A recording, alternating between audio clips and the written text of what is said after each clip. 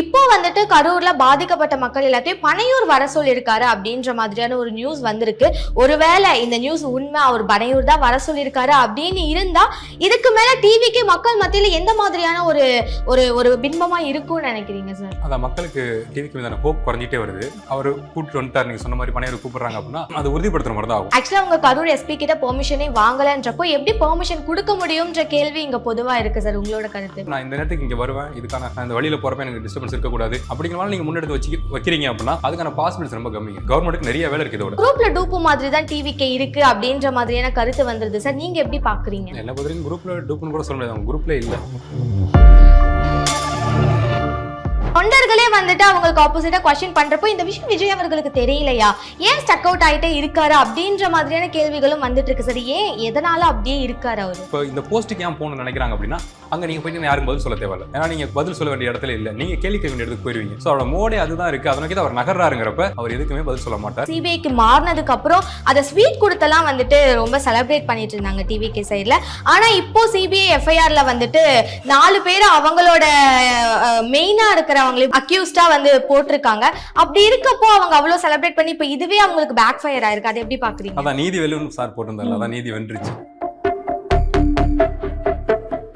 So TVK அப்படின்றது இந்த எலெக்ஷன்ல எப்படி பிரதிபலிக்கும் சார்? ஒரு சப்போர்ட் கிடைச்சு அப்படின்னா, ஒரு குவாலிட்டியான சப்போர்ட் கிடைக்குது, பொலிட்டிக்கல் கைடன்ஸ் கிடைக்குதுன்னா அவங்க ப்ராப்பரா இயங்கக்கூடிய கூட்டம் தான் அப்படிங்கிறது மக்களுக்கு தெரிய வரும். அது இல்லாம நான் சோலாவா தான் நிக்க போறேன், இல்ல சேரக்கூடாத இடத்துல சேர்ந்தாங்க அப்படின்னா டோட்டலா காலியாயிருவாங்க. விஜய் அவர்களோட அப்பா வந்துட்டு இதெல்லாம் கொஞ்ச நாள் ஸ்டாப் பண்ணி வச்சுட்டு திரும்பவும் படம் நடிக்கவே போலாம் அப்படின்னு சொல்லிட்டு விஜய் அவர்கள்ட்ட சொன்னாரு அப்படின்ற மாதிரி சொல்லியிருந்தாங்க. அது உண்மைதானா சார்? எஸ்எல்சி சார் சொன்ன மாதிரி அவர் சொல்லி இதை பண்ணலாம்னு சொல்லி சார் எடுத்துக்க மாட்டாருன்னு நான் நம்புறேன். அது உண்மை தகவலா இருக்குங்கிற பட்சத்துல அந்த கைடன்ஸ் அவர் எடுத்துக்க மாட்டார். அது இந்த நேரத்துல பண்ணா ரொம்ப தப்பாயிரும். எப்போதான் அவர் அந்த சினி ஸ்டார் அப்படின்ற ஒரு கோட்டையை உடைச்சிட்டு தானும் ஒரு அரசியல் கட்சி தலைவர் அப்படின்ற ஒரு இடத்துக்கு வந்து பாப்பாரு, பேசுவாரு சார்? ஆக்சுவலா அவங்க ஃபாலோவர்ஸ்க்கு அவர் என்ன பண்ணாலும் பிடிக்கும். ஆனா மக்களுக்கும் சரி, அவர் மீது குறை சொல்லலாம், கருத்து வைக்கலாம், வாதம் பண்ணலாம் அப்படின்னு வெயிட் பண்ணிட்டு இருக்க அரசியல்வாதிகளுக்கும் சரி ஒரு விஷயம் துண்டா தெரியுது.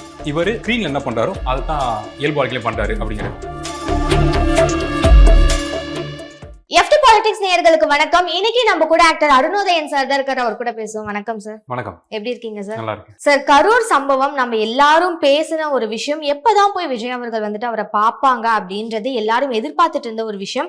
இப்போ வந்துட்டு கரூர்ல பாதிக்கப்பட்ட மக்கள் எல்லாத்தையும் பனையூர் வர சொல்லியிருக்காரு அப்படின்ற மாதிரியான ஒரு நியூஸ் வந்திருக்கு.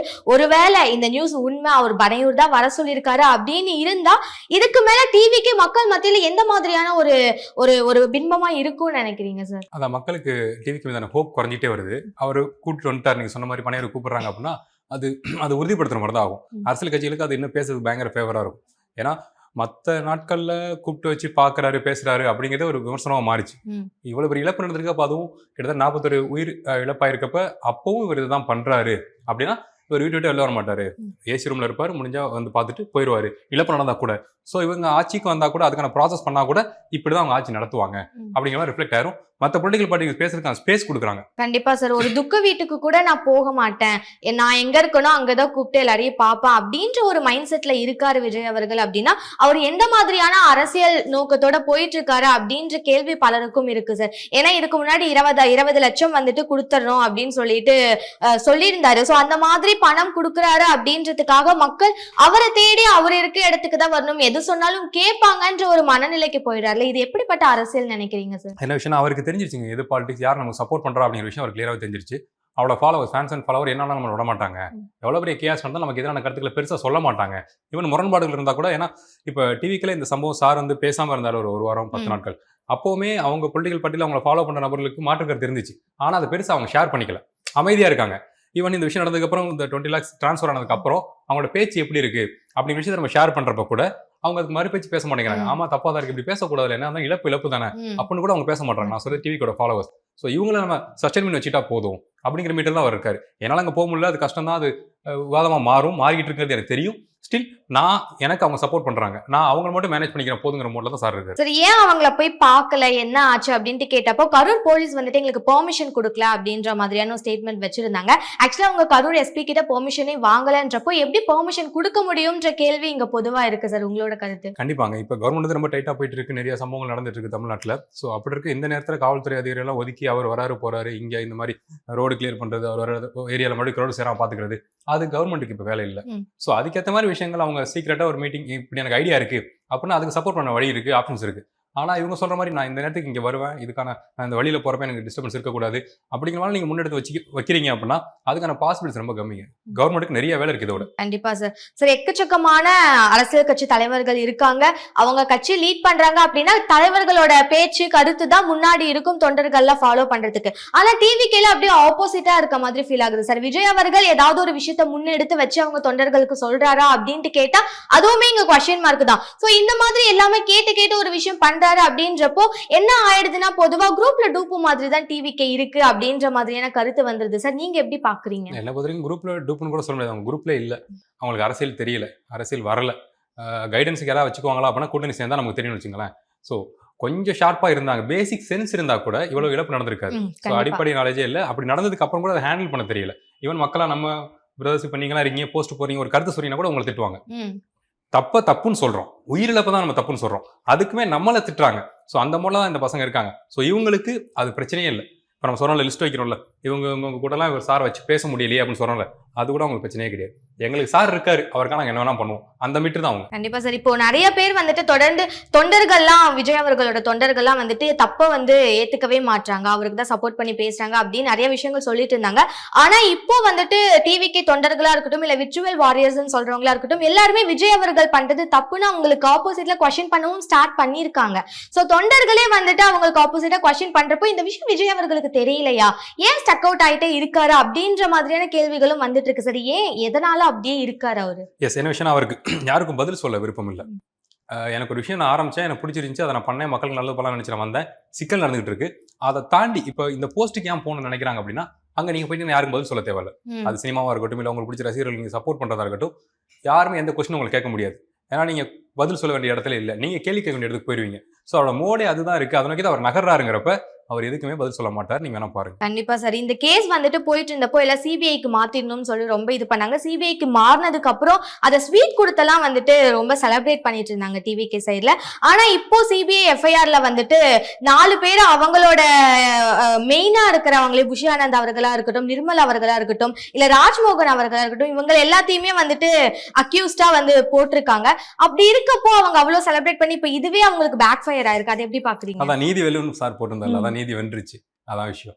ஏன்னா நாங்க தப்பு நடக்குதுங்கிறப்ப அதுக்கு சாலிடான ரிசர்ச் பண்ண போறாங்க, இன்வெஸ்டிகேஷன் பண்ண போறாங்கன்னா அதுக்கு நீங்க ரெடியா தானே இருந்தீங்க, அதுதான் நீங்க முறையிட்டீங்க. ஸோ அப்போ அந்த ப்ராசஸ் நடக்கிறப்ப நீங்க அதுக்கு எதிராக தான் நிக்கணும், மீன்ஸ் அதை ஏத்துக்கிட்டு நிக்கணுங்கிற அந்த ப்ராசஸ் நீங்க ஒத்துழைக்கணும். ஒத்துழைச்சு அவனுக்கு ஆப்ஷன் கிடையாது, அஃபிஷியலி இது வந்துருச்சு, இவங்கெல்லாம் ரீசன் சொல்லி அதுக்கான ரீசன்ஸ்க்கான என்ன சொல்றது, இன்வெஸ்டிகேஷன் ரொம்ப கிளியரா இருக்குது, ப்ரூஃப் ரொம்ப ஸ்ட்ராங்கா இருக்கு. எதனால A1 A2 A3 A4 விஷயங்கள் கிளியரா சொல்லிட்டாங்க. ஸோ இப்போ நீங்க எஸ்கேப் ஆக முடியாது. இப்போவும் நீங்க அந்த தலைமுறையான ப்ராசஸ்க்குள்ள அவங்க போக மாட்டாங்க நான் நம்புறேன். ஏன்னா ஒன்ஸ் போனதுக்கே அவங்க ஃபுல்லா ட்ரோல் ஆயிட்டாங்க. இனி அதை ஃபேஸ் பண்ணுவாங்க நான் நம்புறேன். அதை எந்த மோட்ல ஃபேஸ் பண்றாங்க அப்படிங்கறத அந்த கட்சியோட வேல்யூ, அந்த பர்சன்ஸோட வேல்யூ காட்ட போது ஸ்டில் அதுவுமே ட்ரோல் மெட்டீரியலா தான் மாறதுக்கு வாய்ப்பு இருக்கு. இப்போ இவங்களா தான் அக்யூஸ்ட் அப்படின்ற ஸ்டேட்மெண்ட் கிளியரா வச்சுட்டாங்க. அப்படி இருந்தாலும் எல்லாரோட கருத்து என்னவா இருக்குன்னா பேக் டு நார்மல் போற மாதிரி எல்லாரும் திரும்பவும் தலைமறைவு ஆயிடுவாங்க. சோ அவங்க கிட்ட இருந்து ஒரு சரியான பதிலோ இல்ல சரியான தீர்வோ கிடைக்காது அப்படின்றதுதான் எல்லாரும் சொல்லிட்டு இருக்காங்க. எப்படி சார் இந்த விஷயத்துக்கு சரியான தீர்வு கிடைக்குமா, நம்பலாமா? உறுதியா கிடைக்கும், நான் நம்புறேன், அதை முழுசா நம்புறேன். ஏன்னா மக்கள் எதிர்பார்த்துட்டு இருக்காங்க, இந்தியாவை எதிர்பார்த்துட்டு இருக்கு. ஏன்னா சிபிஐ உள்ள வருதுங்கிறப்ப என்ன பண்ண போறாங்க, அது தமிழக அரசியல் எந்த அளவுக்கு ஹாட்டா இருக்கிறது நமக்கு தெரியும். ஸோ இது எந்த அளவுக்கு இம்பாக்டை உண்டாக்கும் மற்ற கட்சிகளுக்கு இடையிலங்கிறது, அது கூட்டணி தேவைகள் நிறைய இருக்குல்ல. ஸோ இப்போ அந்த இம்பாக்ட் என்ன, அவங்க ரெஸ்பான்ஸ் என்னங்கிறத பார்க்கறதுக்கு மொத்த இந்திய மக்களுமே வெயிட் பண்ணிட்டு இருக்காங்க. இந்த நேரத்தில் நீங்க சொன்ன மாதிரி தலைமறைவு ப்ராசஸ் பண்ண முடியாதவங்க பண்ணாங்கன்னா இன்னும் ஃபன் ஆயிரும், வெரைட்டி பிடிக்க வேண்டிய நிலைமை வந்துடும். ஸோ இந்த படத்தில் காமிக்கிற மாதிரி, ஹரிசார் படத்தில் காமிக்கிற மாதிரியான விஷயங்கள் ஆயிரும். ஆல்ரெடி புஷிசார் என்னதான் பெயின்ல இருந்தாலும் பொறுப்புகள் இருந்தாலும் அவரோட வழிகள் கஷ்டங்கள் எல்லாருமே ஃபன்னா தான் பார்க்குறாங்க. இவன் டிவிக்கில் இருக்கணும் ஃபன்னா தான் பார்க்குறாங்க. அது பேர் ரீசன் என்னன்னு தெரியல. அதையும் தாண்டி அவரோட உருவ தோற்றம், அவர் பண்ற விஷயங்கள் எல்லாமே முழுக்க ட்ரோல் கண்டா தான் மாறிட்டு இருக்கு. சோ அப்ப இவர் தலைமுறை ப்ராசஸ்க்கு இப்ப போறாரு, இனிஷியேட் பண்றாருன்னா சரியான ஃபன்னா மாறிடுவாங்க. கண்டிப்பா இப்ப எலெக்ஷனுக்கு சில மாதங்கள் தான் இருக்குன்றப்போ இவங்களும் வின் பண்ணணும், அந்த இடத்த பிடிக்கணும் அப்படின்ட்டு தான் போட்டிடுறாங்கன்னா கண்டிப்பா திரும்ப போய் மக்களை சந்திக்கிற விஷயங்கள் நடக்கும். சுற்றுப்பயணம் ரொம்ப சீக்கிரமாவே ஸ்டார்ட் பண்ணிடுவாங்க. அப்படி இருக்கப்போ இந்த தலைமறைவு அப்படின்ற ஒரு விஷயமா இருக்கட்டும், இல்ல தொடர்ந்து அவர் இந்த மாதிரி பனையூர் கூட்டு வரதா இருக்கட்டும், இந்த மாதிரியான செயல்களை தொடர்ந்து பண்ணிட்டே இருக்காங்க. சோ டிவிகே அப்படின்றது இந்த எலெக்ஷன்ல எப்படி பிரதிபலிக்கும் சார்? எனக்கு தெரிஞ்சு கூட்டணி வச்சா பாசிபிலிட்டிஸ் இருக்குங்க, ஒரு இம்பாக்ட் கொடுக்க முடியும். அவங்களுக்கான இந்த பிம்பம் மாறி ஓகே அவங்களுக்கு சப்போர்ட் இல்லை, கைடன்ஸ் இல்லை, அதனால இப்படி நடந்து போச்சு. ஒரு சப்போர்ட் கிடைச்சு அப்படின்னா, ஒரு குவாலிட்டியான சப்போர்ட் கிடைக்குது, பொலிட்டிக்கல் கைடன்ஸ் கிடைக்குதுன்னா அவங்க ப்ராப்பரா இயங்கக்கூடிய கூட்டம் தான் அப்படிங்கிறது மக்களுக்கு தெரிய வரும். அது இல்லாம நான் சோலாவா தான் நிக்க போறேன், இல்லை சேரக்கூடாத இடத்துல சேர்ந்தாங்க அப்படின்னா டோட்டலா காலியாயிருவாங்க. நான் கூட ஒரு இன்டர்வியூல சொல்லியிருந்தேன். என்ன விஷயம்னா விஜய் சாரோட ட்ரூ பொட்டன்ஷியல்ங்கிறது பெரிய விஷயம். நம்ம ஃபீல் பண்ணாத ஒரு விஷயம் இருக்கு. ஏன்னா சினிமாவில் அவரோட பவரை காமிச்சிட்டாரு, ஜோஷ் காமிச்சிட்டாரு. அதே சமயம் பொலிட்டிக்கல்ல அவரோட ஜோஷ் இன்னும் நமக்கு வெளிப்படலை. ஈவன் அவர் மேல இருக்க அந்த நம்பிக்கை, ஃபெய்த்துங்கிற விஷயமே அவரே உணரல தான் நான் சொல்லுவேன். ஏன்னா ஒரு ப்ராசஸ்க்குள்ள வராரு, டீம் மெம்பர்ஸ் நம்பி வராரு, சப்போர்ட் கிடைக்குது. அதே சமயம் கண்ட்ரோல் இல்லாம போகுது அந்த சப்போர்ட்டை. அதை அவர் ஃபீல் பண்ணிட்டாரு. அதே சமயம் ஒரு பொலிட்டிக்கல் கைடன்ஸ் ப்ராப்பரா கிடைக்குதுங்கிறப்ப அவரோட வேல்யூ, ட்ரூ வேல்யூ என்னங்கிறது அவரால் ஃபீல் பண்ண முடியுங்கிறது என்னோட பாயிண்ட் ஆஃப் வியூ. சார், இந்த கரூர் சம்பவம் நடந்ததுக்கு அப்புறம் ஒரு நியூஸ் வந்துட்டு ரொம்ப பெருசா பேசிட்டு இருந்தாங்க. விஜய் அவர்களோட அப்பா வந்துட்டு இதெல்லாம் கொஞ்ச நாள் ஸ்டாப் பண்ணி வச்சுட்டு திரும்பவும் படம் நடிக்கவே போலாம் அப்படின்னு சொல்லிட்டு விஜய் அவர்கள்ட்ட சொன்னாரு அப்படின்ற மாதிரி சொல்லியிருந்தாங்க. அது உண்மைதானா சார்? வாய்ப்பு இருக்கா திரும்ப அவர் இந்த மாதிரியான எலெக்ஷன் டியூட்டி எல்லாம் விட்டுட்டு திரும்ப படம் நடிக்க போவாரா? விஜய் சார் கண்டிப்பா படம் நடிப்பாருங்க. நடிக்கணும் என்ன பொறுத்த வரைக்கும். எனக்கு அவர் பிடிக்கும். கண்டிப்பா அவர் படம் நடிக்கும். தெரியல, அவர் பார்க்குற ரொம்ப பிடிக்கும். எனக்கே பிடிக்கும் அப்படின்னா அவங்களோட ஃபேன்ஸ் ஃபாலோவர்ஸ் ஜாம்பிஸ்க்கு எவ்வளவு பிடிக்கும். ஸோ அந்த வகையில் அவங்க வெறித்தனமா வெயிட் பண்ணிட்டு இருக்காங்க. ஆனா இப்ப சார் எஸ்எஸ்சி சார் சொன்ன மாதிரி அவர் சொல்லி இதை பண்ணலாம்னு சொல்லி சார் எடுத்துக்க மாட்டாருன்னு நான் நம்புறேன். அது உண்மை தகவலா இருக்குங்கிற பட்சத்துல அந்த கைடன்ஸ் அவர் எடுத்துக்க மாட்டார். அது இந்த நேரத்தில் பண்ணா ரொம்ப தப்பாயிரும். ஏன்னா வீரமான வசனங்கள் எல்லாம் பிரஸ் மீட் எல்லாமே வந்து கேமரால மட்டும்தான், மீன் சினிமாவில் மட்டும் தான் அவர் பண்ணுவாரு அப்படிங்கிற மாதிரி ஆயிரும். ரியலாக இருந்தால் பயந்து திரும்ப சினிமாக்கே போயிடுவாரு அப்படிங்கிற மாதிரி ஆயிரும். அதையும் தாண்டி இப்போ நம்ம ஜாலியாக பேசிட்டு இருக்கோம், இல்லை ட்ரோல் கண்டென்ட்லாம் பற்றி டிஸ்கஸ் பண்ணுறோம் டிவிக்கு பற்றி. ஆனால் இதோட ஹெட் யாருன்னா விஜய் சார் தான். அவரோட சிந்தனை, அவர் எடுத்த முடிவு தான் அவர் அரசியலுக்கு வர வச்சிருக்கு, இவ்வளோ பேரை ஃபாலோ பண்ண வச்சிருக்கு. அவங்க நேரம் காலம்லாம் விட்டு ஃபாலோவர்ஸ்லாம் ஃபாலோ பண்ணிட்டு இருக்காங்க, ஒரு ஜெயிக்கணும் போராடிட்டு இருக்காங்க. இந்த சைடு இருந்தாலும் நீங்க சினிமா பீப்புள் சைடு கவனிச்சு பார்த்தீங்கன்னா விஜய் சார் வந்து லிட்டரலி முறையில் சூப்பர் ஸ்டார் இடத்துக்கு வந்தவர் தான். அப்போ அங்கேருந்து அடுத்த ஒரு ரிஸ்க் எடுக்கிறாரு இவர்னா சினிமாவில் இருக்க பீப்புள் எல்லாம் ஃபாலோ பண்ணுவாங்க. இவர் எப்படி இவ்வளவு ரிஸ்க் எடுக்கிறாரு, தாங்கிடுவாரா அப்படின்னு பார்ப்பாங்க. ஸோ அப்போ இந்த விஷயத்துலேருந்து திரும்பி சினிமாவுக்கு அவர் போறாருன்னா டோட்டலா சார் வந்து உங்களுக்கு புரியுதுல, அந்த வேல்யூ அவர் குறைஞ்சிரும். அவர் அப்படி ஒரு பர்சன் கிடையாது. எதை அவரால் பண்ண முடியுது பண்ண முடியாதுன்னு நம்ம சொல்றோமோ அதை பண்ணி காமிக்கிட்டு தான் விஜய் சார். த்ரூ அவர் லைஃப் ஹிஸ்ட்ரி பார்த்தீங்கன்னா அதுதான் பண்ணிருப்பாரு. அவர் உருவத்தோட்டமா இருக்கட்டும், நடனமா இருக்கட்டும், நடிப்பா இருக்கட்டும், எதில் நீங்க ட்ரோல் பண்ணீங்களோ அந்த ஜெயிச்சு காமிப்பேன் அப்படிங்கிறதான் ப்ரூவ் பண்ணிட்டாப்ல. ஸோ அப்போ அரசியல்லையும் நான் போவேன்னு சொல்லி அந்த சர்க்கிள்குள்ள, ஃப்ரெண்ட் சர்க்கிள்குள்ள, சினிமா சர்க்கிள்குள்ள அவர் ஒரு விஷயத்தை சொல்லாம சொல்றாரு. இதை தாண்டி என்ற ஒரு பொட்டன்ஷியல் இருக்கு, நீங்க படங்கள் மட்டும் நடிங்க, அதை தாண்டி என்னால் அரசியலுக்குள்ளேயும் வர முடியும் இந்த காலகட்டத்தில் அப்படிங்கிறது நிரூபிக்க தான் வந்திருக்காரு. ஸோ அப்போ ஒர்க் அவுட் ஆகாம திரும்பி சினிமாவுக்கு போறாருன்னா அது அந்த சைடு உள்ள விஷயத்தையும் அவர் ஃபேஸ் பண்ற மாதிரி ஆயிரும். அந்த இடத்துக்கு அவர் போக மாட்டார். ஆனா குறிப்பா கண்டிப்பா நல்ல படங்கள் பண்ணுவார். சரி, இங்க புரியாத விஷயம் என்னன்னா விஜய் அவர்கள் ஆரம்பத்திலே சொன்னது என்னன்னா, நான் அரசியலுக்குள்ள முழுக்க வந்துட்டேன்னா நான் படங்களை வந்துட்டு ஸ்டாப் பண்ணிடுவேன், போக மாட்டேன் அப்படின்ற ஒரு விஷயம் தான். இப்ப அவருக்கு படங்கள் நடிக்கிற வாய்ப்புகள் வருது, அதுல வந்துட்டு பிஸியா இருக்காரா அப்படின்னா மக்கள் பிரச்சனைகளை பாக்குறதா இருக்கட்டும், இல்ல இந்த மாதிரியான விஷயங்களா இருக்கட்டும், அரசியல் சார்ந்து அவர் கொஞ்சம் தள்ளி இருக்காரு, அவர் எதுவுமே இன்வால்வ்மெண்டோட பண்ணல அப்படின்ற ஒரு விஷயம் சொல்லலாம். ஆனா அவர் படம் வேலைகள் எல்லாமே முடிச்சதுக்கு அப்புறம் முழுக்க அரசியலுக்குள்ள வந்ததுக்கு அப்புறமும் அவருக்கு கண்டினியூஸா வர விமர்சனம், ட்ரோல் எல்லாமே வந்துட்டு அவர் ஏன் ஒரு அரசியல் தலைவரா வந்துட்டு பிஹேவ் பண்ணவே மாட்டாரு, எப்பயுமே ஒரு சினிமால இருக்க ஸ்டாராவே இருக்காரு அப்படின்றதுதான். எப்போதான் அவர் அந்த சினி ஸ்டார் அப்படின்ற ஒரு கோட்டையை உடைச்சிட்டு தானும் ஒரு அரசியல் கட்சி தலைவர் அப்படின்ற ஒரு இடத்துக்கு வந்து பாப்பாரு, பேசுவாரு சார்? எஸ், எனக்கே நான் அவரை ஃபாலோ பண்ணபடி அவருக்குள்ளே ஒரு குழப்பம் இருக்கு. நம்ம என்ன அப்படிங்கிறது, நம்ம எப்படி மக்களுக்கு ப்ரொஜெக்ட் ஆகுங்கிற குழப்பம் அவருக்கு இருக்கு. அவர் நினைச்சிட்டு இருக்காரு நம்ம இப்படி பேசினா மக்கள்கிட்ட இப்படி ப்ரொஜெக்ட் ஆகிறோன்னு. ஆக்சுவலாக அவங்க ஃபாலோவர்ஸ்க்கு அவர் என்ன பண்ணாலும் பிடிக்கும். ஆனா மக்களுக்கும் சரி, அவர் மீது குறை சொல்லலாம், கருத்து வைக்கலாம், வாதம் பண்ணலாம் அப்படின்னு வெயிட் பண்ணிட்டு இருக்க அரசியல்வாதிகளுக்கும் சரி ஒரு விஷயம் துண்டா தெரியுது, இவர் ஸ்கிரீன்ல என்ன பண்றாரோ அதை தான் இயல்பு வாழ்க்கையிலும் பண்றாரு அப்படிங்கிறது. அது அவருக்கு தெரியலன்னு நான் சொல்றேன். ஏன்னா குறிப்பா முதல் மாநாடுல முழுக்க அந்த ஹீரோ மோட தான் அவர் பேசினாப்ல. அதை தாண்டி மற்ற அரசியல் கட்சி தலைவர்கள் விமர்சனம் பண்ணாரு.